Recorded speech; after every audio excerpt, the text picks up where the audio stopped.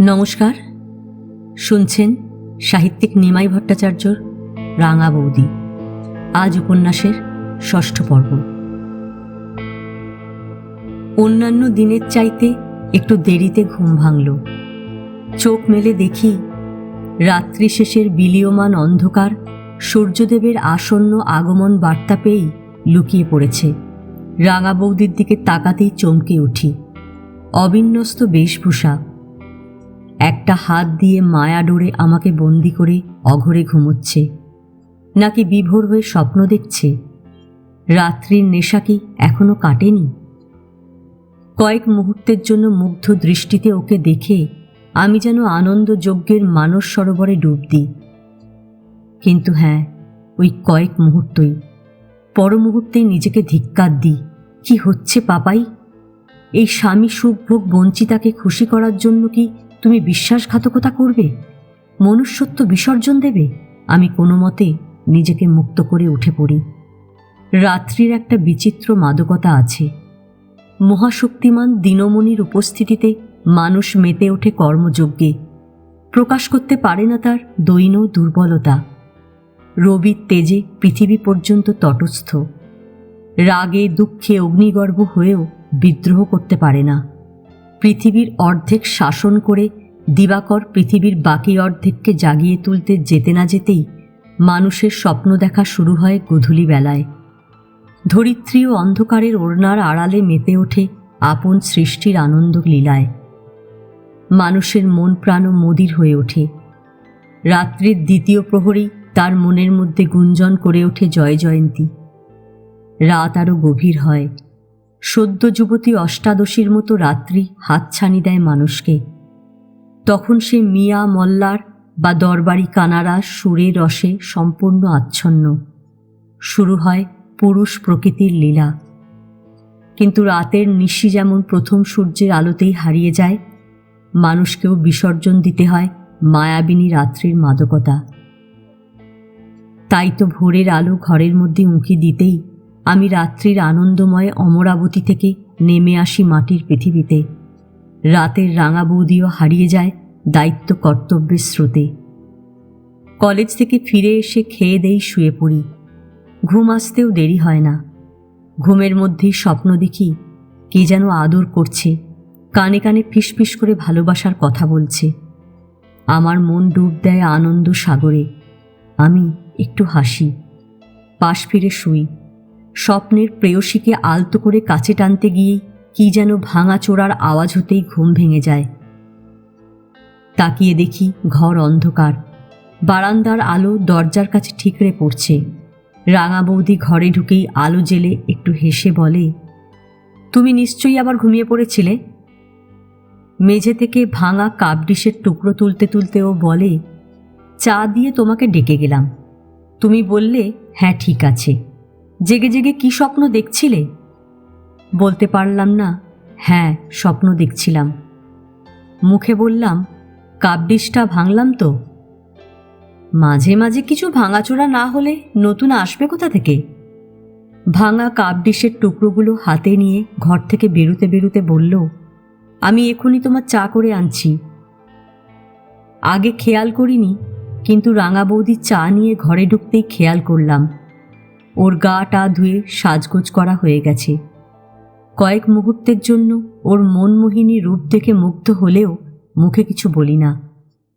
কিন্তু চায়ের কাপে প্রথম চুমুক দিয়ে ওর দিকে তাকিয়েই বলে ফেলি, দিদি তোমার সকাল সন্ধ্যের রূপ দেখে কোনোদিন গেয়ে ওঠেনি? আমি সন্ধ্যাবেলার চামেলি গো, সকালবেলার মল্লিকা। ও আমার গালে আলতো করে একটা চড় দিয়ে বলে, চা খেয়ে পড়তে বসো। আমি চামেলি কি মল্লিকা তা নিয়ে তোমাকে এখন ভাবতে হবে না। আমি রান্নাঘরে যাচ্ছি। আমি পড়তে বসতে না বসতেই কলিং বেল বাজে। আমি ঘর থেকে বারান্দায় পা দিতেই রাঙা বৌদি রান্নাঘর থেকে বেরিয়ে এসে বলে, পাপাই দরজাটা খোলো তো। আমি দরজার দিকে এগোতেই ও আপন মনে বলে, মালতী নাকি? দরজা খুলে দেখি বিশুদা এসেছেন। উনি বৌদির হাতে একটি পলিথিনের ব্যাগ দিয়েই বলেন, একটু আগেই খবর এলো খুকি আসছে ভাগীরথী এক্সপ্রেসে, আবার কাল সকালেই ফিরে যাবে। শুনে আমরা দুজনেই একটু চিন্তিত হই। আমি কিছু না বললেও রাঙা বৌদি জিজ্ঞেস করে, হঠাৎ খুকি আসছে, কোনো আপদ বিপদ ঘটল নাকি? না না, সেসব কিছু না। বিশুদা একটু হেসে বলে, বোধহয় কোনো বিয়ে টিয়ের ব্যাপারে কথা বলতে আসছে। ওর কথা শুনে আমরা দুশ্চিন্তা মুক্ত হই। খুকি আসছে বলে দাদা মাংস পাঠিয়ে দিলেন, আর বলেছেন খুকিকে বাড়িতে পৌঁছে দিয়ে একেবারে খেয়ে দিয়ে দোকানে আসবেন। বিশুদা আর দাঁড়ায় না, সঙ্গে সঙ্গে চলে যায়। আমি দরজা বন্ধ করতেই রাঙা বৌদি একটু হেসে বলে, আমার মনে হচ্ছে খুব শিগগিরই বোবনদার সঙ্গে খুকির বিয়ে হবে, তাই ও তোমার দাদার সঙ্গে কথা বলতে আসছে। আমারও তাই মনে হচ্ছে। সারা মুখে একগাল হাসি নিয়ে দিদিকে ঢুকতে দেখেই আমি আর রাঙা বৌদি পরস্পরের দিকে তাকিয়ে যেন মনে মনে বলি, যা বলেছিলাম ঠিক তাই। দিদি বাড়ির মধ্যে পা দিয়েই বলে, রাঙা বৌদি চট করে চা করে আনো, অনেক কথা আছে। আগে বলো কবে দিন ঠিক হলো? রাঙা বৌদি হাসতে হাসতেই বলে, আগে চা দাও, তারপর সব বলছি। কয়েক মিনিটের মধ্যেই রাঙা বৌদি ট্রেতে 4 কাপ চা নিয়ে রাঙাদার ঘরে ঢোকে। ট্রে থেকে চায়ের কাপ তুলে নিয়েই দিদি খুশির হাসি হেসে বলে, একটা খুব ভালো ছেলের সঙ্গে মিতুর বিয়ের কথা। ওকে কথাটা শেষ করতে না দিয়েই রাঙা বৌদি বলে, আমি তো ভেবেছিলাম বুবনদার সঙ্গে তোমার বিয়ের দিন। আগে যা বলছি তাই শোনো। দিদি চায়ের কাপে চুমুক দিয়ে রাঙাদার দিকে তাকিয়ে বলে, শুভদীপ ব্যানার্জি বলে একটা ছেলে মিতুদের ওখানেই সফটওয়্যার ইঞ্জিনিয়ার। ও আইআইটি থেকে ইলেকট্রনিক্স নিয়ে পাশ করেছে। বাবা নেই। শুভদীপের 3 বছর বয়সের সময়ই উনি অ্যাক্সিডেন্টে মারা যান। রাঙাদা বলে, ছেলেটি নিশ্চয়ই ব্রিলিয়েন্ট।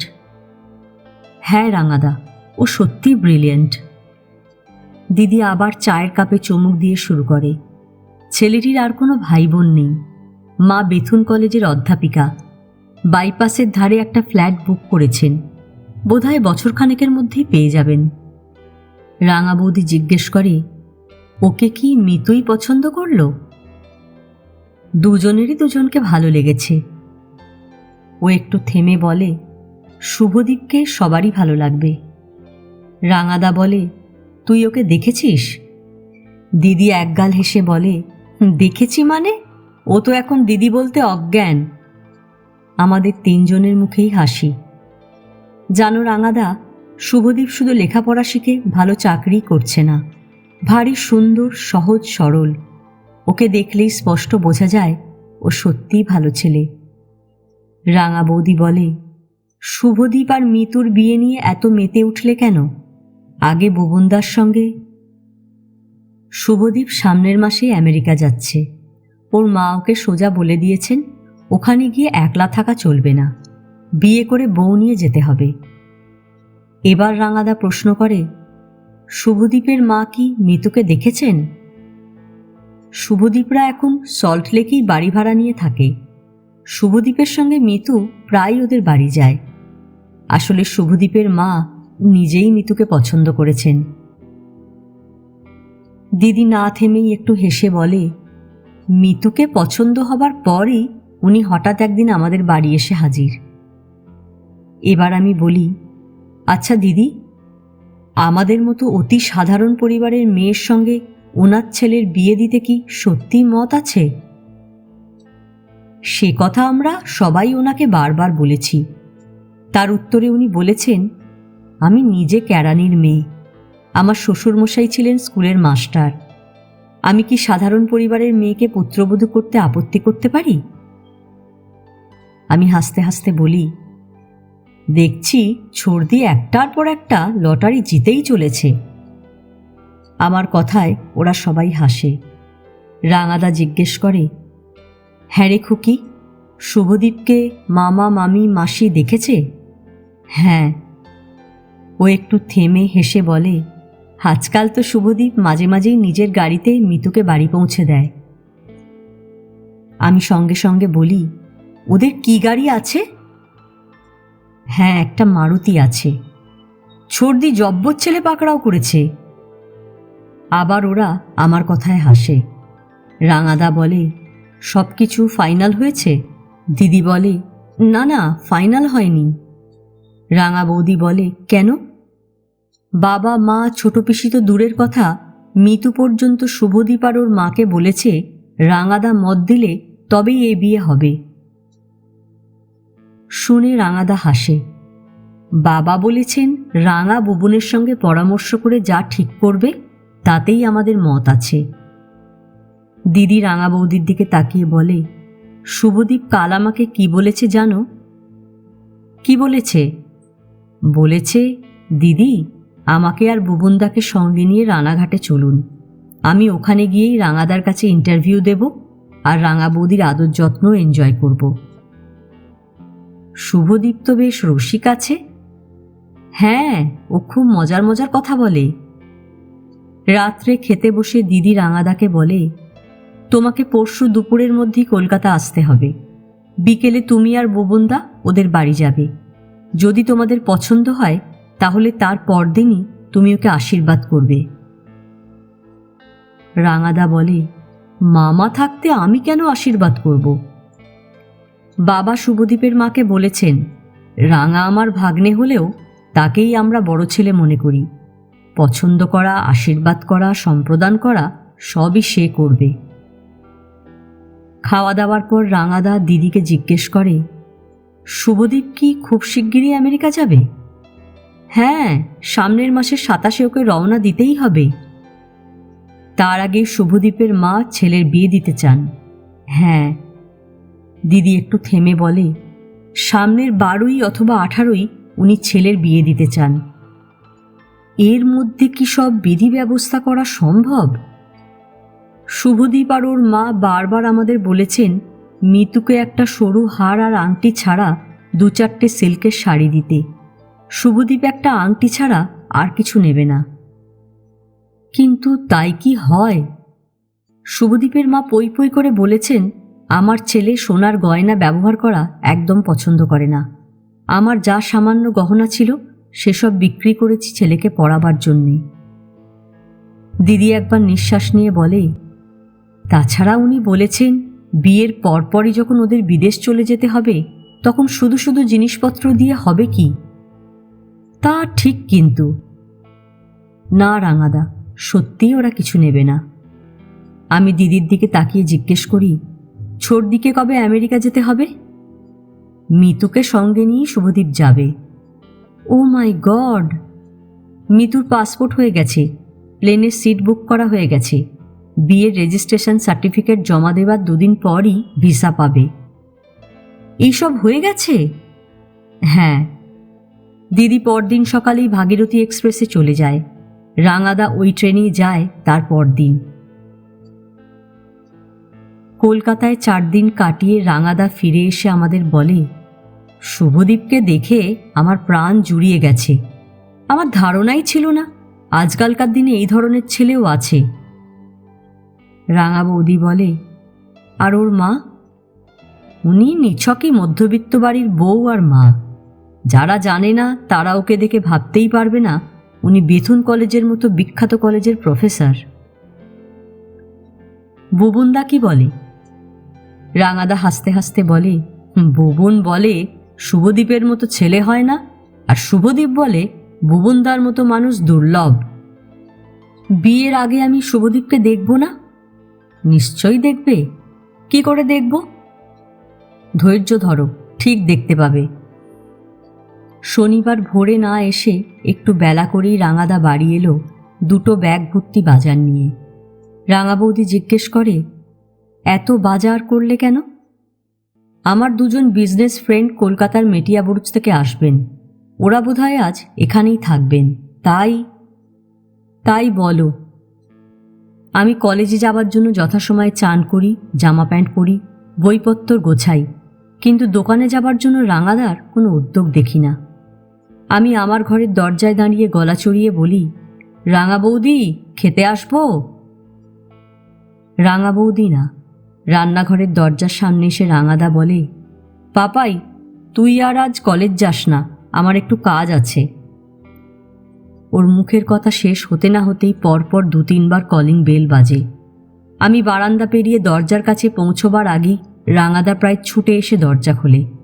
সঙ্গে সঙ্গে দিদির চিৎকার শুনি, রাঙা বৌদি, শিগগির এসো। আমি তাড়াতাড়ি এগিয়ে যাই। রাঙা বৌদিও লাফাতে লাফাতে হাজির। দিদি, বুবুনদা আর একজনকে দেখিয়ে হাসতে হাসতে রাঙা বৌদিকে বলে, 2জন আসামিকে নিয়ে এলাম। রাঙা বৌদিও একগাল হেসে অপরিচিত ভদ্রলোকের একটা হাত ধরে বলে, এসো শুভ, এসো। বুবুনদা এবার রাঙাদা রাঙা বৌদিকে প্রণাম করতে করতেই বলে, ও শুভ না, ও আমার সহকর্মী। ওকে হাত ধরে টেনে নিলে আর আমি কি চলে যাব? শুভদীপও ওদের 2জনকে প্রণাম করে। তারপর বলে, সাপুরেরা যেমন সাপকে বশ করে, রাঙাদাও ঠিক ওই রকম আমাকে বশ করেছে। তাই তো না জানিয়েই চলে এলাম আপনাকে বিরক্ত করতে। বারান্দা দিয়ে ঘরের দিকে এগুতে এগুতেই রাঙা বৌদি বলে, না জানিয়ে তো আসনি, কিন্তু তোমাদের দাদাও যে চক্রান্তের শরিক হবেন তা তো ভাবতেই পারিনি। যাই হোক, আনন্দের জোয়ার বয়ে যায়। ঘরে ঢুকেই রাঙা বৌদি বলে, খুকি, তুমি চা করে আনো তো, আমি এই 2টো আসামির সঙ্গে একটু কথা বলি। চা খেতে খেতে সবার মুখে যেন খই ফোটে, সেই সঙ্গে হাসি। রাঙাদা পর্যন্ত আজ আমাদের সঙ্গে সমান তালে কথা বলেন, হাসেন। রাঙা বৌদি রান্নাঘরে যাবার জন্য উঠে দাঁড়াতেই শুভদীপদা বলে, চললেন কোথায়? রান্না বান্না করব না, শুধু আড্ডা দিলেই পেট ভরবে? রান্নার জন্য চিন্তা করছেন কেন? আমি তো আছি। থাক, আর ওস্তাদি করতে হবে না। দিদি সঙ্গে সঙ্গে বলে, ও রাঙা বৌদি, শুভ সত্যিই ভালো রান্না করে। রাঙাদা বলে, হ্যাঁ, খুকি ঠিকই বলেছে। আমি শুভদের বাড়িতে গিয়ে ওর হাতের মাংস আর চাটনি খেয়ে অবাক হয়ে গেছি। রাঙা বৌদি বলে, দেখছো খুকি, তোমাদের দাদা এসব খবর আমাকে জানাননি। হঠাৎ শুভদীপদা উঠে দাঁড়িয়ে রাঙা বৌদিকে বলে, এরা বকবক করুক, চলুন তো, আমি আর আপনি রান্নাঘরে যাই। দিদি বলে, আমি কি আসবো তোমাদের হেল্প করতে? শুভদীপদা বলে, নট অ্যাট অল। ওরা চলে যেতেই দিদি বিয়ের উদ্যোগ আয়োজন নিয়ে রাঙাদার সঙ্গে কথা বলে। বুবুনদা জানায় নিমন্ত্রিত আর বরযাত্রীদের খাওয়া দাওয়ার বিধি ব্যবস্থার কথা। ওই সব কথা চলতে চলতেই রাঙা বৌদি ট্রেতে 2 কাপ চা নিয়ে ঘরে ঢোকে। পিছন পিছন 2 হাতে 2 প্লেট পকৌড়া নিয়ে আসে শুভদীপদা। ট্রে নামিয়ে রাখতে রাখতেই রাঙা বৌদি দিদিকে বলে, শুভর রান্না করা দেখে আমি সত্যিই অবাক হয়েছি। 2 রকম মাছের ঝোলিও করেছে। পকৌড়া করলে কেন? রাঙা বৌদি একটু হেসে বলে, শুভ কি আমার পারমিশন নেবার পরোয়া করে? আমি বলি, সর্দি ভালোই থাকবে। শুভদীপদা বলে, পাপাই, তোমার সর্দিকে ভালো না রাখলে এই দাদা বৌদি আর দিদি বুবুনদা আমাকে আস্ত রাখবে? চা পকৌড়া খেতে খেতেই রাঙা বৌদি বলে, তোমরা মিতুকে আনলে না কেন? ও একলা একলা কলকাতায় পড়ে আছে আর আমরা আনন্দ করছি। শুভদীপদা বলে, রাঙা বৌদি, বিয়ের আগে মিতুকে নিয়ে ঘোরাঘুরি মা পছন্দ করেন না। যেমন তোমরা কলকাতায় ঘোরাঘুরি করতে সেই রকমই। ওকে কথাটা শেষ করতে না দিয়ে শুভদীপদা বলে, না, কলকাতাতেও ওকে নিয়ে ঘোরাঘুরি করিনি। আমাদের বাড়িতে বসেই ওর সঙ্গে গল্পগুজব করেছি। তাই নাকি? হ্যাঁ রাঙা বৌদি। ও না থেমেই বলে, মা বলেন বিয়ের আগে ঘোরাঘুরি করলে বিবাহিত জীবনের চার্ম যেমন কমে যায়, সেই রকম ছেলে মেয়ে 2জনেরই মর্যাদা থাকে না। হ্যাঁ, তা ঠিক। দুঃখের দিনে প্রতিটি মুহূর্তকে যেন এক একটা ঘন্টা মনে হয়, কিন্তু আনন্দের সময় যেন ঝড়ের বেগে উড়ে যায়। রাত্রে খাওয়া দাওয়ার সময় বুবুনদা রাঙা বৌদিকে বলে, আমরা সকালের ভাগীরথী এক্সপ্রেসে কলকাতায় ফিরব। কে তোমাদের সকালে যেতে দিচ্ছে? তোমরা খেয়ে দে বিকেলের দিকে যাবে, তার আগে 1 পা নড়তে পারবে না। দিদি, বুবুনদা শুভদীপদার দিকে তাকিয়ে বলে, আমি তোমাদের কি বলেছিলাম? যাই হোক, গল্পগুজব হাসি ঠাট্টা করতে করতেই হঠাৎ এসে গেল ওদের চলে যাবার সময়। শুভদীপদা দুহাত দিয়ে রাঙাদা রাঙা বৌদির দুটো হাত ধরে বলে, কোনো ভাই বোন নেই বলে প্রাণ ভরে কোনোদিন আনন্দ করার সুযোগই হয়নি। এখন আর আমার সে দুঃখ থাকবে না। এই ৩০-৩২ ঘন্টার কথা আমি জীবনেও ভুলব না। রাঙা বৌদি বলে, তোমরা যে কি আনন্দ দিয়ে গেলে তা কল্পনাও করতে পারবে না। ওদের রানাঘাট লোকালে চড়িয়ে রাঙাদা গেল দোকানে, আমি ফিরে এলাম বাড়ি। রাঙা বৌদি দরজা খুলে দিয়েই ঘরে এসে শুয়ে পড়ল। আমি ওর পাশে দাঁড়িয়ে জিজ্ঞেস করি, কি হলো, শরীর খারাপ লাগছে? মুখে কিছু না বলে ও মাথা নেড়ে জানালো, না। তবে এমন শুয়ে পড়লে কেন? তুমি তো কোনোদিন এই সময় শোও না। এমনি। আমি চুপ করে 2-4 মিনিট দাঁড়িয়ে থাকার পর আমার ঘরে আসি। একটু শুই, একটু বসি, আবার কিছুক্ষণ জানলার সামনে দাঁড়িয়ে ওই অন্ধকার দিঘির দিকে তাকিয়ে থাকি। তারপর পড়তে বসি, কিন্তু মন বসে না। তবু একটা বই খুলে বসে থাকি। রাঙা বৌদি ধীর পায়ে আমার ঘরে ঢুকে পাশে এসে দাঁড়িয়ে বলে, পাপাই কি খাবে? কিছু না। কেন? খিদে নেই, দুপুরে বড্ড বেশি খাওয়া হয়েছে। সত্যিই খাবে না? না, সত্যিই খাবো না। কফি খাবে তো? তুমি খেলে খেতে পারি। কফি খেতে খেতেই রাঙা বৌদি বলে, আজ তাড়াতাড়ি খেয়ে দে, শুয়ে পড়ব কেমন? কাল রাত্রিরে তো বিশেষ ঘুম হয়নি, তাড়াতাড়ি খেয়ে দে শুয়ে পড়াই ভালো। হ্যাঁ, আমিও তাই ভাবছি। হরিপদদা রাঙাদার খাবার নিয়ে যাবার পরই আমরা খেতে বসি। 10টা বাজতে না বাজতেই আমি ঘরে এসে আলো নিভিয়ে শুয়ে পড়ি। শুভদীপদার কথা ভাবি। এত গুণী ছেলে, এত টাকা মাইনে পায়, কদিন পরই সস্ত্রীক আমেরিকা যাবে 3 বছরের জন্য, অথচ দেখে বোঝা যায় না। মনে হলো নেহাতি প্রতিবেশী, বহুকালের চেনা। তবে সবচাইতে অবাক হয়েছি, ও ছোটদিকে নিয়ে কোনোদিন কোথাও বেড়াতে যায়নি। ঠিক বিপরীত দেখি আমাদের কলোনির ছেলে মেয়েদের মধ্যে। লেখাপড়া শিখুক বা না শিখুক, দাড়িগোঁফ গজাতে না গজাতেই ছেলেরা কোনো এক বান্ধবীকে নিয়ে ভিক্টোরিয়া মেমোরিয়ালের কোনো গাছতলায় জড়াজড়ি করে কাটিয়ে দেয় সারা দুপুর। ছোটদির সৌভাগ্যের কথাও মনে হয়। আগে মনে করতাম ও আমাদের কলোনিরই কোনো এক রোমিওকে বিয়ে করে 2-4 মাস ফুর্তি করার পর সারা জীবন চোখের জল ফেলবে। চাকরি পাবার পর ওর আশ্চর্য পরিবর্তন দেখে অবাক হয়েছি। ওকে যখন শুভদীপদার মতো ছেলে ও তার অধ্যাপিকা মার ভালো লেগেছে, তখন ওর স্বভাব চরিত্র সম্পর্কে কোনো প্রশ্নই করা যাবে না। আসলে পরিস্থিতি, পরিবেশ আর সুযোগ মানুষকে বদলে দেয়। ছর্দি তার প্রমাণ। হঠাৎ মনে হয়, আমি কি ভবিষ্যতে দিদি ছর্দির মতো হতে পারবো?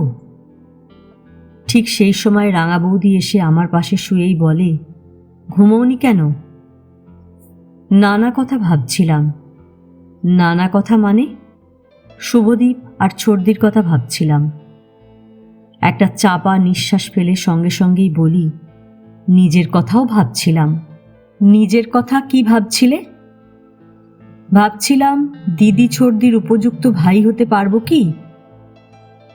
রাঙা বৌদি আমার মুখের ওপর একটা হাত রেখে বলে, দেখো পাপাই, কখনো দেখবে একটি মানুষের জন্য একটি পরিবার অধঃপাতে যায়, আবার কখনো কখনো দেখবে একজনের জন্য একটা পরিবারের অদৃষ্ট আকাশ পাতাল বদলে যাচ্ছে। আমি চুপ করে ওর কথা শুনি। সাধারণত দেখবে ছেলেমেয়েরা বাপের মতোই ভালো মন্দ হয়। তোমাদের পরিবারে তা হয়নি, হবেও না। ও না থেমেই বলে যায়, খুকি অন্য ধাতু দিয়ে তৈরি, তার সঙ্গে যোগ হয়েছে বুবনদার প্রভাব। তার ফলে খুকি আদর্শ স্থানীয় হয়েছে। মিতু আর তোমার কাছে খুকি আর বুবনদাই আদর্শ, তোমাদের বাবা না। ঠিক বলেছ।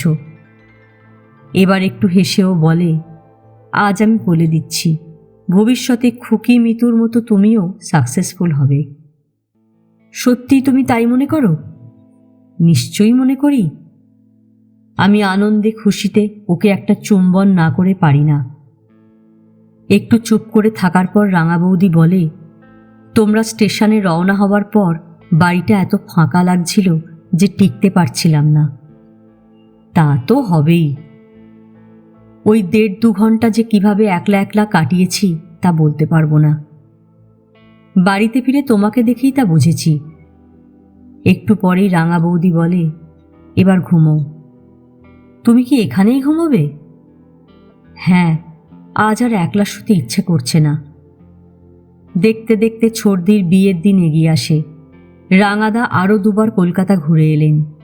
আমি আর রাঙা বৌদিও ঘুরে এলাম 2 দিনের জন্য। ওর মধ্যে একদিন দিদি আর রাঙা বৌদি ছোড়দির শাড়িগুলো কিনে আনলো। আমি 2 দিনই নেমন্তন্ন কার্ড বিলি করলাম ছোট পিসিকে সঙ্গে নিয়ে। তারপরের দিনগুলো ঝড়ের বেগে উড়ে গেল। ছোড়দির বিয়েতে খুব খাটাখাটনি করলেও খুব আনন্দ করলাম। শুভদীপদাদের বাড়িতে বৌভাতের দিনও খুব আনন্দ করলাম। তবে হাউমাউ করে কাঁদলাম শুভদীপদা ছোড়দিকে দমদমে বিদায় জানাতে গিয়ে। আমাকে ধরে ছোড়দি কি কান্নাই না কাঁদল। আবার রানাঘাটে, আবার পুরনো জীবন। সময়ের একটা বিচিত্র গতি আছে। পরপর 2-3 দিন বৃষ্টি হলেই আমরা বিরক্ত হই। বলি, এ বৃষ্টি কবে যে থামবে তার ঠিক ঠিকানা নেই। বৃষ্টি আপন সময় থামে। সারা আকাশ তন্নতন্ন খুঁজেও এক টুকরো কালো মেঘ দেখা যায় না। শরৎ হেমন্ত আসে যায়, জাঁকিয়ে শীত পড়ে। ঘরের মধ্যে থাকলেই কাঁপুনি লাগে। রোদ্দুরে দাঁড়িয়ে বলি, আহ কি আরাম। 2 দিন পর এই রোদ্দুরকেই অসহ্য মনে হয়। তখন ঘরের মধ্যে গাছের ছায়ায় কাটিয়েই আনন্দ পাই। জীবনের প্রতি পদক্ষেপে আমাদের এই মনোভাব। স্কুলের নিচু ক্লাসে পড়ার সময় কখনো ভাবি 8-10 বছর পড়ার পর মাধ্যমিক উচ্চ মাধ্যমিক দিতে হবে? বাপরে বাপ। ছোট্ট সন্তানকে কোলে নিয়ে সব মায়েরাই দীর্ঘশ্বাস ফেলে বলেন, এই যে কবে একটু হাঁটতে চলতে শিখবে আর নিজের হাতে খেতে পারবে। দেখতে দেখতে ছেলেমেয়েরা মাধ্যমিক উচ্চ মাধ্যমিক সামান্য কথা, আরও কত পড়াশোনা শেষ করে কর্মজীবনে প্রবেশ করে। মায়ের কোলের ছোট্ট সন্তানও শৈশব কৈশোর স্বচ্ছন্দে পার হয়ে পূর্ণ যৌবনের সিংহদ্বারে পৌঁছে যায়। তখন মায়েদের মুখেই শোনা যায়, মনে হয় এই তো সেদিন খুকি মিতু পাপাই হলো, আর আজ এরা কত বড় হয়ে গেছে। আসলে দৈনন্দিন জীবনের চিন্তায় আমরা মগ্ন থাকি বলেই চিরন্তন সত্যকে ভুলে যাই। ভুলে যাই সুখ বা দুঃখের দিনও একদিন শেষ হয়। একদিন যেসব জজ ম্যাজিস্ট্রেট, মন্ত্রী, আমলা, পুলিশ অফিসাররা ক্ষমতার দম্ভে মাটিতে পা ফেলতেও ঘৃণাবোধ করতেন, গদি হারাবার পর তাদের রিকশা চড়ে ঘুরে বেড়াতে হয়, থলি হাতে বাজারেও যেতে হয়। তখন তাদের কে চেনে, কে পরোয়া করে? তখন এরা উপহাসের পাত্র। দুঃখের দিনের স্মৃতি কজন অনন্তকাল মনে রাখেন? মনে রাখেন না বলেই তো বিপত্নিক আর বিধবারাও আবার হাসতে পারেন। অনেকে আবার হাসি মুখে মালা বদল করে নতুন জীবন শুরু করেন। আমার রানাঘাটের দিনগুলোও যেন খরস্রোতা পাহাড়ি নদীর মতো পার হয়। পার্ট 1 বেশ ভালোভাবেই পাশ করি। অবিনাশবাবু খুব খুশি। খুশি আমাদের বাড়ির সবাই, আর রাঙাদা, রাঙা বৌদি। 3rd ইয়ারে উঠে আরও বেশি পড়াশোনা করি। পুজোর ছুটিতে মাত্র 1 সপ্তাহের জন্য কলকাতা যাই। দিদি যথারীতি 2-1 মাস অন্তর আসে। তাছাড়া একবার মাকে আর একবার ছোট পিসিকেও সঙ্গে এনেছিল। ছোট পিসির প্রেশার নিয়ে আর বিশেষ দুশ্চিন্তা না থাকলেও বাবা দিন 10 জন্য খুবই অসুস্থ হয়েছিলেন। রামকৃষ্ণ সেবা প্রতিষ্ঠানের ডাক্তার দিলীপ মজুমদারের চিকিৎসায় ভালো হয়ে যান। দিদি অ্যাসিস্ট্যান্ট হেডমিস্ট্রেস হয়েছে। বুবনদারও প্রমোশন হয়েছে। রাঙাদা আমাদের বাড়ির সবাইকে বলেছেন, পাপায়ের ফাইনাল পরীক্ষা শেষ হবার পরপরই খুকি বুবনের বিয়ে দিতেই হবে, কিছুতেই আর দেরি করা চলবে না। রাঙাদার কথা শেষ পর্যন্ত দিদিও মেনে নিয়েছে। ওদিকে ছোড়দিরাও বেশ ভালো আছে। গরমের ছুটিতে শুভদীপদার মা, নতুন মাসিমা ওদের কাছে গিয়েছিলেন। ওনার হাত দিয়ে মা আর ছোট পিসি 2-3 রকমের বড়ি, আচার আর পোস্ত পাঠিয়েছিলেন। দিদি পাঠিয়েছিলেন 2টো সিল্কের শাড়ি, আর বুবুনদা শুভদীপদাকে পাঠিয়েছিলেন মুগার পাঞ্জাবি আর একটা ভালো তাঁতের ধুতি। উনি ছোট্ট একটা চিরকুটে লিখেছিলেন পূজার সময় পরবে। মাসিমার হাত দিয়ে ওরাও আমাদের জন্য ভালো ভালো উপহার পাঠায়। আমি পেয়েছি 2টো অ্যারো শার্ট, রাঙা বৌদি পেয়েছে খুব ভালো চীনা সিল্কের শাড়ি, আর রাঙাদা পেয়েছে খুব দামি সেফার্স কলম। ছর্দি রাঙাদাকে লিখেছে, রোজ এই কলম নিয়ে দোকানের হিসেব লিখলে তুমি প্রত্যেক দিন মনে করবে আমি ছোটবেলায় তোমার জামা কাপড় হরদম নষ্ট করতাম। আর হ্যাঁ, এই কলম কাউকে দেবে না। রাঙাদা হাসতে হাসতে বলল, মিতু এখনো সেই রকমই পাগলি আছে, ও এখনো বড় হয়নি। আনন্দে আর গর্বে রাঙাদা ওই কলম আর চিঠি দুনিয়ার সবাইকে দেখিয়েছে, এমনকি অবিনাশবাবুকে পর্যন্ত দেখাতে ভোলেনি। অন্যদিকে আমার আর রাঙা বৌদির সম্পর্ক এখন অনেক সহজ সরল ও স্থিতিশীল হয়েছে। এখন পদ্মার উন্মত্ততাও নেই, অপরাধ বোধও নেই কারুর মনে। আজকাল সন্ধ্যের সময় গা ধুয়ে এসে ঘরে ঢুকেই রাঙা বৌদি প্রায় আমাকে বলে, আমার পিঠে একটু পাউডার দিয়ে দাও তো। শুধু পিঠে? আবার কোথায় দেবে? সামনে দিতে হবে না? একটি থাপ্পড় খাবে। এরপর আমরা একসঙ্গে চা খাই, টুকটাক কথা বলি। তারপরই রাঙা বৌদি লাফ দিয়ে উঠে পড়ে, বলে, পড়তে বসো, আর 1 মিনিটও নষ্ট করো না। হ্যাঁ, আমি পড়তে বসি। 10:30 11টার আগে কখনোই উঠি না।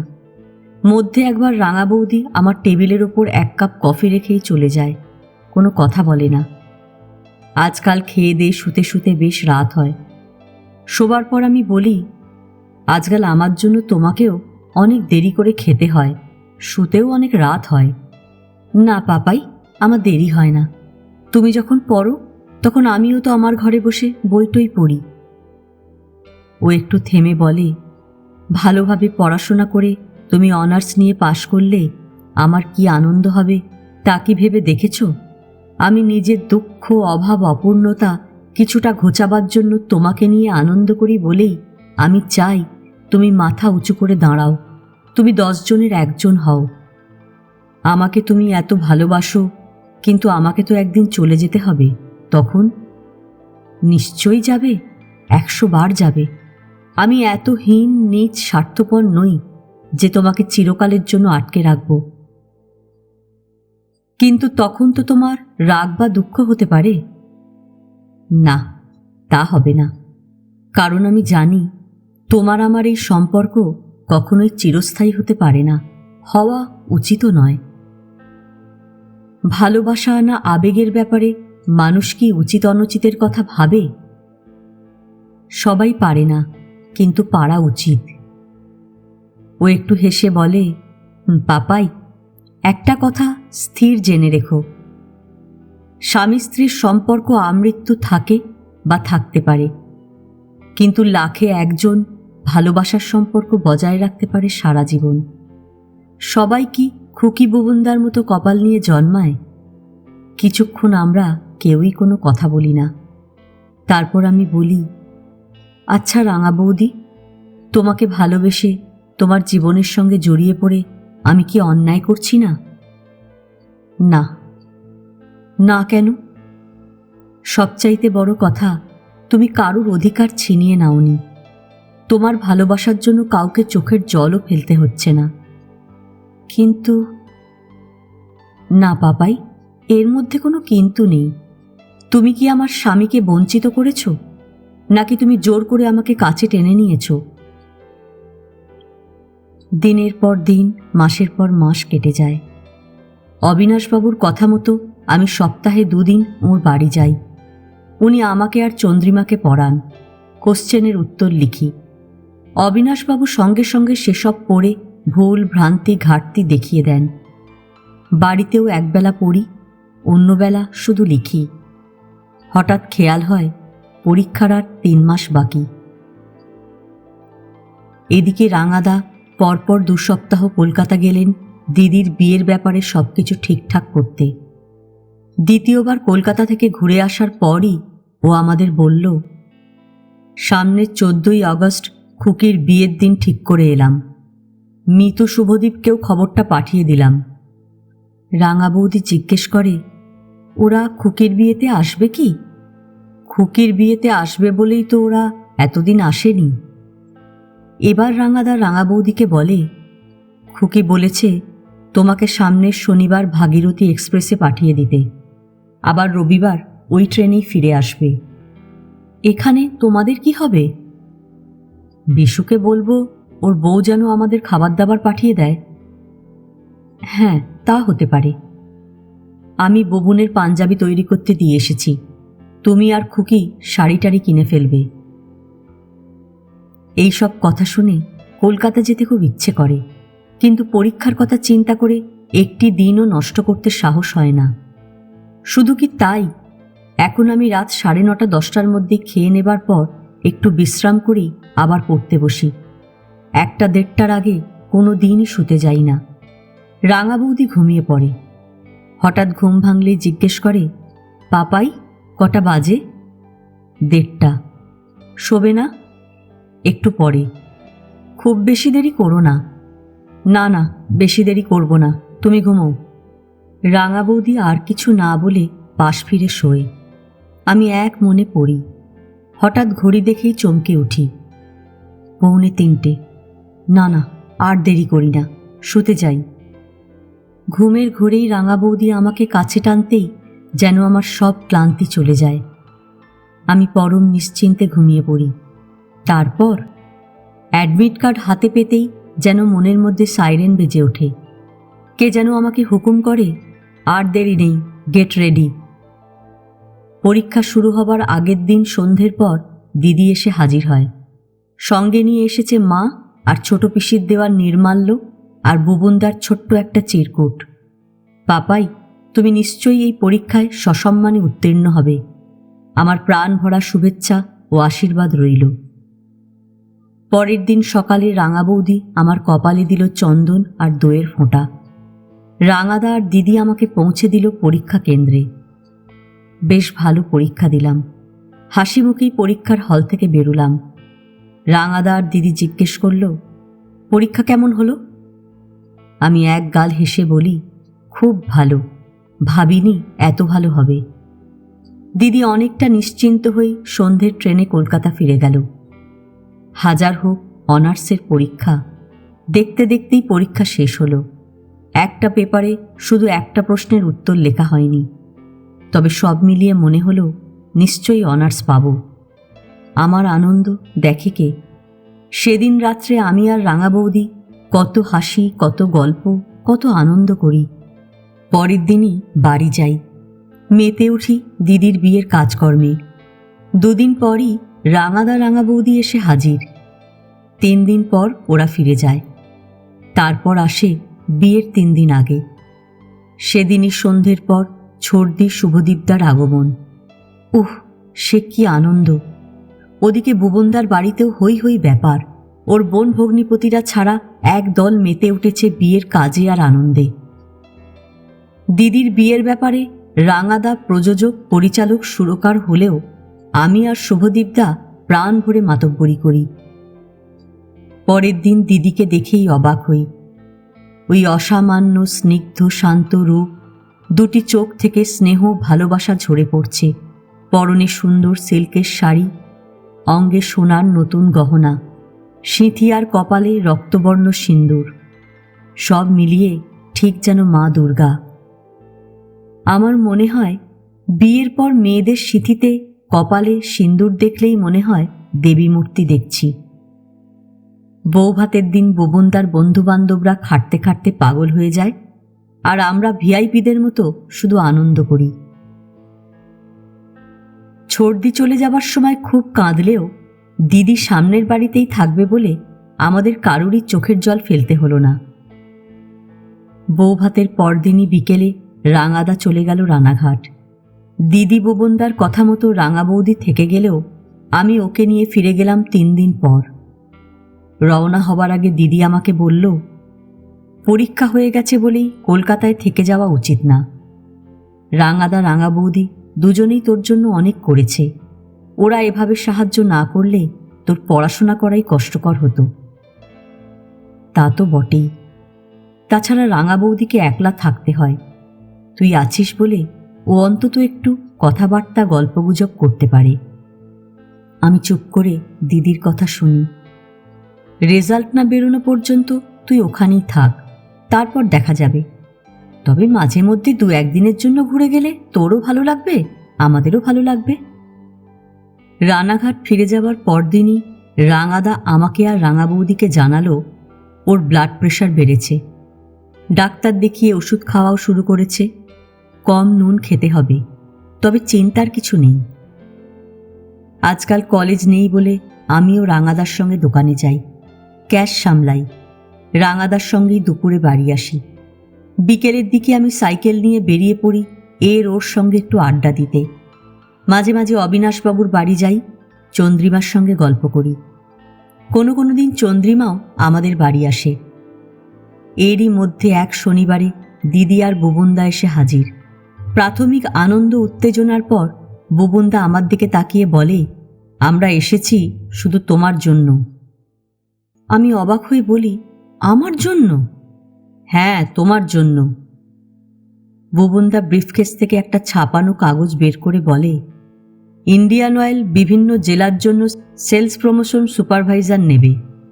নদিয়া মুর্শিদাবাদের জন্য যে দুজনকে নেবে তাদের এই দুটি জেলার কোনো কলেজের ছাত্র হতে হবে। গ্র্যাজুয়েট না হলেও নেবে? না, গ্র্যাজুয়েট হওয়া চাই, কিন্তু যারা এবছর পরীক্ষা দিয়েছে তারাও আবেদন করতে পারে।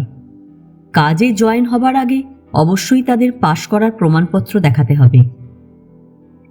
এবার দিদি বলে, ইন্ডিয়ান অয়েলের বহু অফিসারের সঙ্গে তোদের বুবনদার বন্ধুত্ব আছে। ওদের কাছে এই চাকরির খবর পেয়েই আমরা ছুটে এসেছি। ও একটু থেমে বলে, পরশুই অ্যাপ্লিকেশন করার শেষ দিন।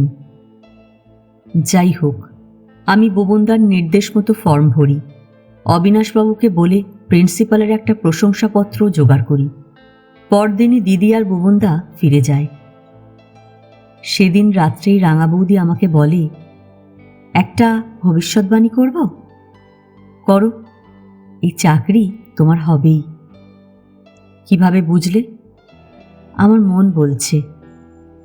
ও একটু থেমে বলে, তুমি বিশ্বাস করবে কিনা জানি না, তবু আমি বলছি, আমি মাঝে মাঝে হঠাৎ এমন কিছু মনে করি যা ভবিষ্যতে সত্যি সত্যি মিলে গেছে। যেমন প্রথম উদাহরণ তোমার দাদা। রাঙাদা? হ্যাঁ হ্যাঁ, তোমার রাঙাদা।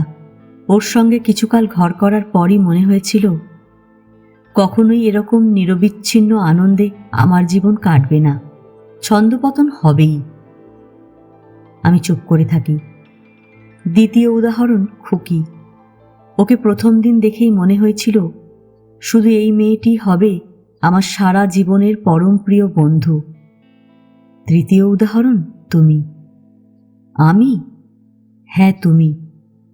রাঙা বৌদি একটু হেসে বলে, বিয়ে পড়ার জন্য তুমি যেদিন প্রথম এখানে এলে সেই দিনই আমার মনে হয়েছিল এই ছেলেটি নিশ্চয়ই আমার কিছু দুঃখ, কিছু অভাব মেটাবে। ও না থেমেই বলে, তুমি দেখে নিও, ইন্ডিয়ান অয়েলে তোমার চাকরি হবেই। তোমার মুখে ফুলচন্দন পড়ুক।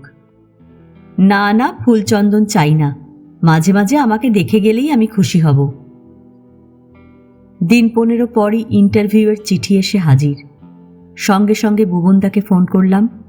ও বলল 2 দিন আগে চলে এসো, আমি বলে দেব কিভাবে ইন্টারভিউ দিতে হয়।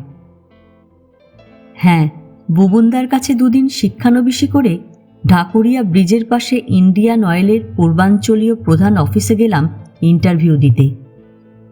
1 ঘন্টার রিটেন পরীক্ষায় লিখলাম শহরতলীয় গ্রামাঞ্চলে ইন্ডিয়ান অয়েলের মতো প্রতিষ্ঠানের প্রয়োজনীয়তা, গুরুত্ব ও সর্বোপরি অর্থনৈতিক প্রভাব সম্পর্কে একটি রচনা। তারপর হলো মৌখিক ইন্টারভিউ। দিন 10 পরই চিঠি এলো আইওসির ডাক্তারবাবুর কাছে হাজির হবার। ঠিক 1 সপ্তাহ পর আবার দিদি আর বুবনদা এসে হাজির। দিদি আমাকে জড়িয়ে ধরে বলে, পাপাই, তোর হয়ে গেছে। বুবনদা বলল, কাল ওরা অফিসের নোটিশ বোর্ডে সিলেক্টেড ছেলেদের নাম ঝুলিয়ে দিয়েছে। খবর পেয়েই ছুটে গিয়েছিলাম। দিন কয়েকের মধ্যে চিঠি পাবি। দিদি সঙ্গে সঙ্গে বলে, তোর রেজাল্টও তো সামনের সপ্তাহেই বেরোচ্ছে। হ্যাঁ, কাগজে দেখলাম। আমি রাঙাদা, রাঙা বৌদি, দিদি আর বুবনদাকে প্রণাম করি। রাঙা বৌদি দিদির দিকে তাকিয়ে একটু হেসে বলে, তোমার আদরের ভাইকে জিজ্ঞেস করো আমি কি বলেছিলাম। আমি একটু হেসে বলি, জানিস দিদি, আমি অ্যাপ্লিকেশন তোদের দেবার পরই রাঙা বৌদি বলেছিল এ চাকরি আমার হবেই। একটু থেমে বলি, রাঙা বৌদির আদর যত্ন, হাতের রান্না খেয়ে রাঙাদার প্রশ্রয় আর তোদের দুজনের ভালোবাসার জন্যই। সবার সামনেই রাঙা বৌদি আমার গালে আলতো করে একটা চড় মেরে হাসতে হাসতেই বলে, থাক, আর ধন্যবাদ জানাতে হবে না। এই মোটা মাইনের চাকরি পেয়ে আমাকে ভুলে না গেলেই যথেষ্ট। আমিও হাসতে হাসতে বলি, ভগবানকে বলো আমি যেন নিয়মিত তোমার হাতের চড় খেতে পারি। আমার সাফল্যে ওদের আনন্দ দেখে আমার প্রাণ মন ভরে গেল। পরের সোমবারই রেজাল্ট বেরোলো।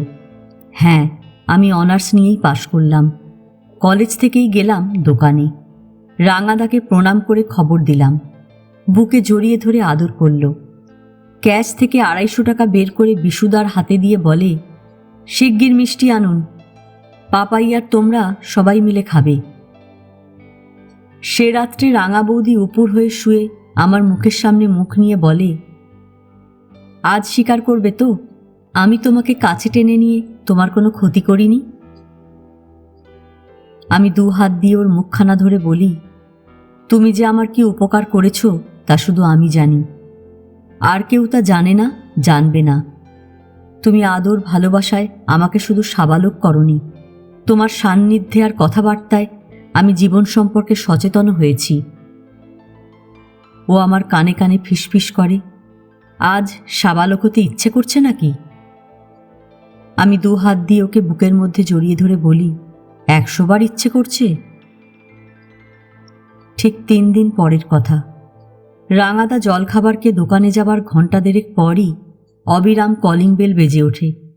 আমি আর রাঙা বৌদি ছুটে যাই দরজা খুলতে। দরজা খুলতেই বিশুদা প্রায় কাঁদতে কাঁদতে বলে, বৌদি, আপনি আর পাপাই শিগগির দোকানে চলুন, আমি রিকশা নিয়ে এসেছি। রাঙা বৌদি চিৎকার করে বলে, কেন, কি হয়েছে? বিশুদা লাফ দিয়ে সাইকেলে উঠেই চিৎকার করে বলে, 1 মিনিটও দেরি করবেন না। আমরা কোনো মতে সব দরজা বন্ধ করেই রওনা হই। দোকানের সামনে কয়েকশো লোকের ভিড় দেখেই আমার বুকের মধ্যে যেন বিসর্জনের বাজনা বেজে ওঠে। আমাদের দেখেই রব ওঠে, এসে গেছেন, এসে গেছেন। দোকানের মধ্যে পা দিয়েই রাঙা বৌদি উন্মাদের মতো চিৎকার করে, ভগবান, এ কি সর্বনাশ করলে? আমি পাগলের মতো কেঁদে উঠেই চিৎকার করি, রাঙাদা। সেই মর্মান্তিক বেদনার স্মৃতি আমি ভুলিনি, ভুলব না। সেই স্মৃতির কথা মনে হলেই আমার চোখের জল গড়িয়ে পড়ে, কিছুতেই আটকাতে পারি না। বুবনদা কার কাছ থেকে খবর পেয়েছিল তা জানি না, কিন্তু গাড়ি করে 4টের মধ্যেই দিদি, মা, বাবা আর ছোট পিসিকে নিয়ে হাজির। মা রাঙাদাকে দেখেই হা ভগবান বলেই ধপাস করে পড়ে গিয়ে জ্ঞান হারালেন। এ কি সর্বনাশ হলো বলেই ছোট পিসিও ধপাস করে বসে পড়লেন। বাবা চিৎকার করে উঠলেন, রাঙা, এ তুই কি করলি? মাথার চুল ছিঁড়তে ছিঁড়তে বাবা ছিটকে বেরিয়ে গেলেন বাইরে। দিদি উন্মাদিনীর মতো লুটিয়ে পড়ল রাঙাদার বুকে। প্রাণহীন নিশ্চল পাষাণ মূর্তির মতো রাঙা বৌদি শুধু চোখের জল ফেলতে ফেলতে সবকিছু দেখলেন। তারপর আর কি? নির্মম উদাসীন সময় আপন মনে এগিয়ে চলে। সূর্য ওঠে, অস্ত যায়। পাখিরা যথারীতি মহানন্দে আকাশের বুকে উড়ে বেড়ায়। আশেপাশের মানুষের দৈনন্দিন জীবন চলে একই নিয়মে, একই গতিতে। দিঘির পাড়ে বকুল গাছে বসে মাঝে মাঝে কোকিলও ডাকে তার প্রেয়সীকে। শুক্লপক্ষের চাঁদ পূর্ণিমায় পূর্ণ যৌবনা হবার জন্য এগিয়ে চলে। এরপর একদিন পূর্ণিমার আলো সর্বত্রগামী হলেও যেন থমকে দাঁড়ায় আমাদের বাড়ির সামনে।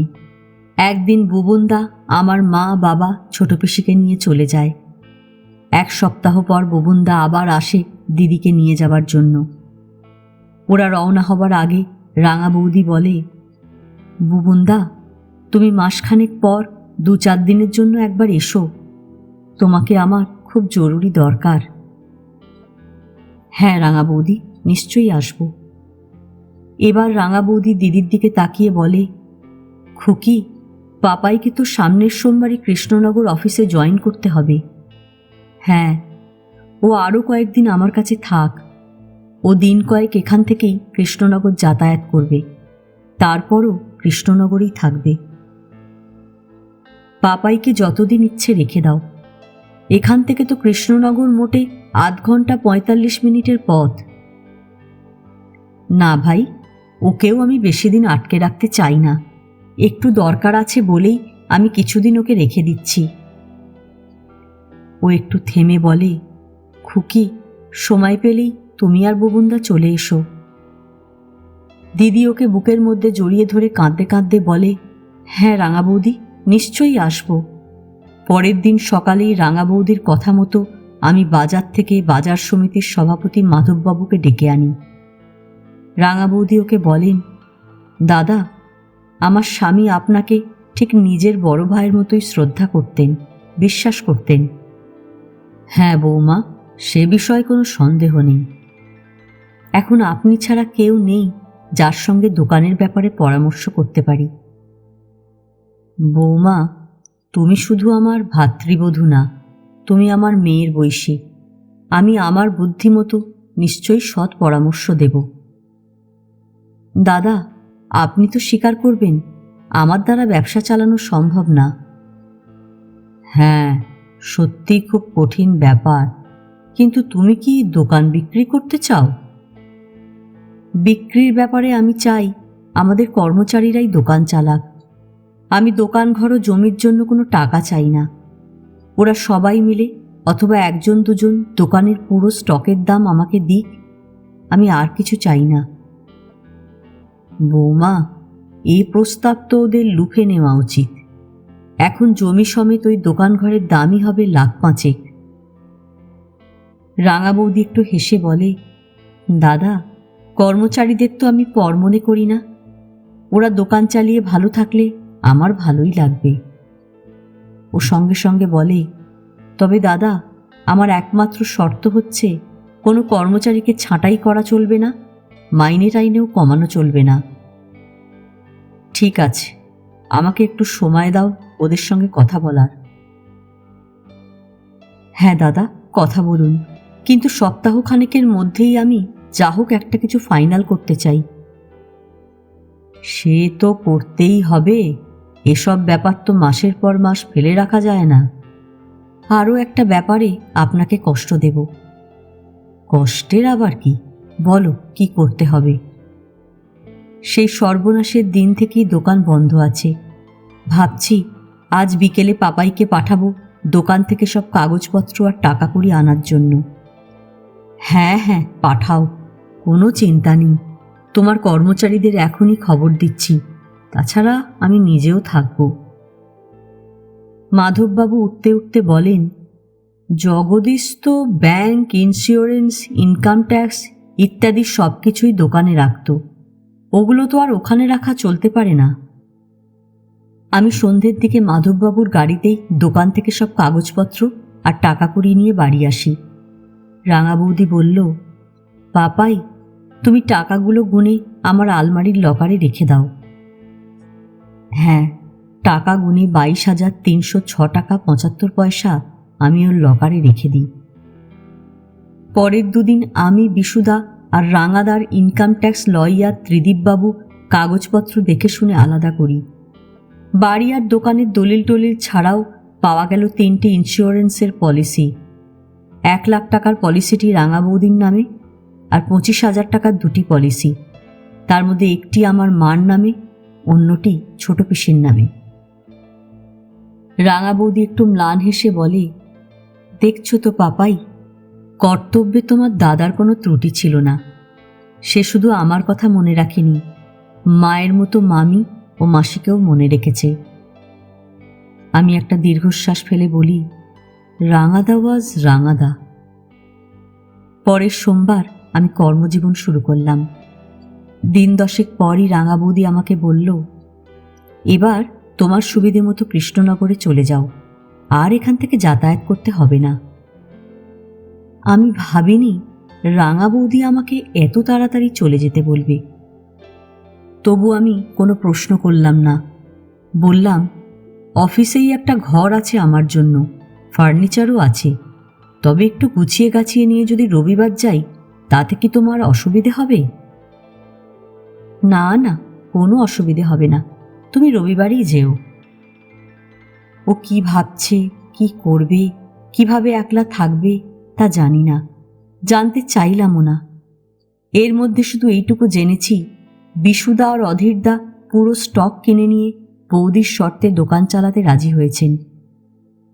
আর জানি দোকানে 2,62,775 টাকার স্টক আছে। ওদের হয়ে মাধববাবু পুরো টাকাটা রাঙা বৌদিকে দিয়ে দেবেন, আর সে টাকা ওরা দুজনে শোধ করবে 1 বছরে। যাই হোক, আমি কৃষ্ণনগর অফিসের একটা ঘরে থাকার জন্য বিধি ব্যবস্থা শেষ করে রবিবার সকালে এখান থেকে রওনা হওয়ার আগে রাঙা বৌদিকে বলি, আমি যাচ্ছি, যখনই দরকার হবে কাউকে দিয়ে আমার অফিসে একটা টেলিফোন করে খবর দিও। হ্যাঁ, দেব। রাঙা বৌদি আমার দিকে তাকিয়ে বলে, পাপাই, তোমাকে একটা কথা বলছি। হ্যাঁ, বলো। মানুষ বেঁচে থাকলে তার সঙ্গে লুকোচুরি খেলা যায়, তাকে ঠকানো যায়, তার উপর রাগ করা যায়, কিন্তু যে চলে গেছে চিরদিনের মতো, তার সঙ্গে কি করে লুকোচুরি খেলবো, কি করে তাকে ঠকাবো, তার উপর তো রাগ করেও লাভ নেই। ও একটা চাপা দীর্ঘশ্বাস ফেলে বলে, এখন তো ওসব কিছু করলে নিজেকেই ঠকাতে হবে, নিজের উপরই রাগ করতে হবে, তাই তো তোমাকে এখান থেকে যেতে বললাম। আমি অবাক হই ওর এই বিস্ময়কর আত্মোপলব্ধি দেখে। তবে খবর দিলে নিশ্চয়ই এসো। হ্যাঁ, আসব। আমি ওকে প্রণাম করতেই আমার চোখের জল গড়িয়ে পড়ে। রাঙা বৌদি 2 হাত দিয়ে আমার মুখখানা ধরে আমার কপালে একটা চুমু খেয়ে বলে, তোমার কল্যাণ হোক। ও আঁচল দিয়ে চোখের জল মুছতেই আমি রিকশায় উঠি। 1 দিন না, 2 দিন না, 1 মাস 2 মাসও না, প্রায় 5 মাস পরে একদিন বেশ রাত্রে টেলিফোন বেজে ওঠে। রিসিভার তুলেই বলি, হ্যালো। কে, পাপাই? হ্যাঁ রাঙা বৌদি, আমি। তুমি এত রাত্রে কোথা থেকে ফোন করছো? বাড়ি থেকেই, বাড়িতেই টেলিফোন নিয়েছি। মনে মনে বলি, এখন তো তুমি লাখ লাখ টাকার মালিক, নিশ্চয়ই খুব মজা করছো, সুতরাং টেলিফোন নেবে না কেন? রাঙা বৌদি, তুমি কেমন আছো? ভালো, তুমি ভালো আছো তো? ও সঙ্গে সঙ্গেই বলে, অবশ্য তোমার খবর জানতে পারি খুকি আর ভুবনদার কাছে। ওরা মাঝে মাঝে আসে নাকি? হ্যাঁ, তুমি শনিবার দুপুরেই এসো, আবার সোমবার ফিরে যেও। কি ব্যাপার? এসো, সব জানতে পারবে। 2টো পর্যন্ত অফিস করে 3টে সাড়ে 3টের মধ্যে পৌঁছবো। ঠিক আছে, তুমি এলে খুব খুশি হব। শনিবার গলির মধ্যে একটু এগোতেই কানে আসে, রোদনও ভরা এ বসন্ত, সখী কখনো আসেনি বুঝি আগে, মোর বিরহ বেদনা রাঙানো কিংসুক রক্তিম রাগে। হঠাৎ বুবনদা এগিয়ে এসে বলে, পাপাই, যে রাঙা বৌদিকে তুমি চিনতে সে মরে গেছে। রাঙাদার মৃত্যুর পর এক নতুন রাঙা বৌদির জন্ম হয়েছে। নিজের সর্বস্ব কিছু দিয়ে জগদীশ স্মৃতি অবৈতনিক প্রাথমিক বিদ্যালয় প্রতিষ্ঠা করেছে গত মাসে। আগামীকাল আনুষ্ঠানিক উদ্বোধন। আবার গানের সুর ভেসে আসতেই ও বলে, উদ্বোধনের পর সাংস্কৃতিক অনুষ্ঠানের চিত্রাঙ্গদা হবে, তাই রাঙা বৌদি ওর নাচের ক্লাসের মেয়েদের নিয়ে রিহার্সাল দিচ্ছে। অন্ধকার ভেদ করে যেমন সূর্যদেব আত্মপ্রকাশ করেন, সেই রকম মানুষের জীবনে চরম দুঃখের দিনে, বিপদের দিনে, মহা দুর্যোগেই তার আসল সত্তা প্রকাশ পায়। রাঙা বৌদি তারই এক উজ্জ্বল দৃষ্টান্ত। আবার কানে আসে রোদন ভরায় বসন্ত, সখী কখনো আসেনি বুঝি আগে। এই উপন্যাস এখানেই শেষ। গল্প পাঠ ভালো লাগলে লাইক, শেয়ার, কমেন্টস করতে ভুলবেন না। যারা এখনও আমার চ্যানেলটা সাবস্ক্রাইব করেননি তাদের সকলের কাছে অনুরোধ রইল, প্লিজ আমার চ্যানেলটা সাবস্ক্রাইব করে নেবেন। পাশে যে বেল নোটিফিকেশনটা আছে সেটা অবশ্যই প্রেস করে দেবেন। আজকের মতন নমস্কার।